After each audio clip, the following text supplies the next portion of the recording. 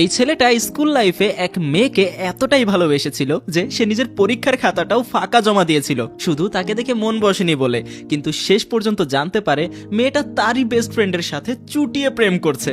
আবার অন্যদিকে তারই স্কুলের অন্য একটা মেয়ে ছিল যে একটা ছেলেকে একতরফা ভালোবেসেছিল, কিন্তু একটা ভুল বোঝাবুঝির কারণে সেই ছেলেটাও তাকে ঘৃণা করতে শুরু করে আর তার প্রথম ভালোবাসা সেখানেই শেষ হয়ে যায়। এই হলো সিনেমার দুই ক্যারেক্টার যারা নিজেদের ভালোবাসাকে হারিয়ে একদম দেবদাস হয়ে গিয়েছিল, কিন্তু ভাগ্য যেন অন্য কিছু লিখে রেখেছিল তাদের জন্য। বহু বছর পরে হঠাৎ একদিন আরো এক অদ্ভুত ভুল বোঝাবুঝি থেকে এই দুই ভাঙা হৃদয়ের মানুষের দেখা হয়ে যায়। দুজনে একে অপরকে চিনতে পারে আর সেখান থেকেই শুরু হয় এমন এক গল্প যেখানে তারা সিদ্ধান্ত নেয় নিজেদের প্রথম প্রেমকে খুঁজে বের করবে।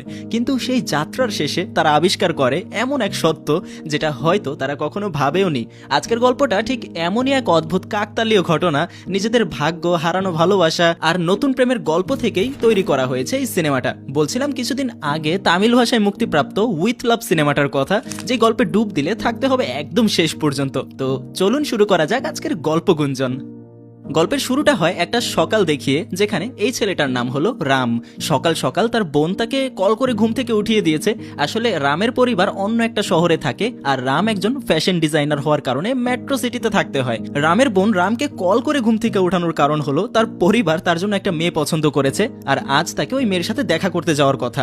কিন্তু মজার ব্যাপার হলো রাম এখন ওই মেয়েটার নাম কিংবা ছবি কিচ্ছু দেখেনি। এভাবে বললে ভুল হবে, বলা যায় যে দেখতে দেওয়াই হয়নি, কারণ এর আগেও বেশ কয়েকবার তাকে মেয়েদের ছবি দেখানো হয়েছিল, কিন্তু প্রতিবার রাম ছবিতে থাকা সেই মেয়েদেরকে রিজেক্ট করে দেয়। তাই আজকে তাকে সরাসরি মেয়ের সাথে দেখা করতে যেতে হবে। ঘুম থেকে উঠেই রাম একটা নীল শার্ট পরে বেরিয়ে পড়ে একটা রেস্টুরেন্টের উদ্দেশ্যে। মেয়েকেও আগে থেকেই সেই রেস্টুরেন্টের কথা বলা আছে। এরই মধ্যে সে রেস্টুরেন্টের সামনে পৌঁছে যায় আর সময় নষ্ট না করে বুক ভরা কনফিডেন্স নিয়ে রেস্টুরেন্টের দরজা খুললেই দেখতে পায় ভেতরে থাকা তিনটা মেয়ে তার দিকে তাকিয়ে আছে। রাম কিছুতেই বুঝতে পারছে না কার সাথে তাকে দেখা করতে পাঠানো হয়েছে। এদিক ওদিক তাকিয়ে কিছু বুঝতে না পেরে সোজা সে ওয়াশরুমে চলে যায় এবং তার বোনকে কল দিতে লাগে যেন সেই মেয়েটার ছবি পাঠিয়ে দেয়। কিন্তু একের পর এক কল করা সত্ত্বেও রামের বোন কল ধরে না। তাই এভাবে আর সময় নষ্ট না করে সে সিদ্ধান্ত নেয় বাইরে বেরোলে যে মেয়েটা তার দিকে বারবার তাকাবে তার কাছে গিয়েই সে কথা বলবে। এই ভেবে সে যখন ওয়াশরুম থেকে বাইরে বের হয়, একটা মেয়ে তাকে ডাক দেয় এবং বসতে বলে।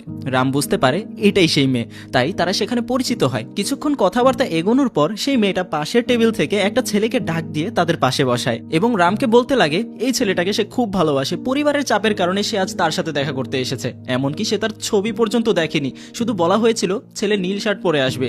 এরপর সে আরো বলে তার পক্ষে কোনোভাবে তাকে বিয়ে করা সম্ভব না। এই বলে তারা সেখান থেকে চলে যায়। আর এই সব ঘটনা ঘটতে দেখে রামের মাথা একদম গরম হয়ে যায়, যেটা ঠান্ডা করতে সে রেস্টুরেন্টের এক পাশে গিয়ে সিগারেট খেতে শুরু করে।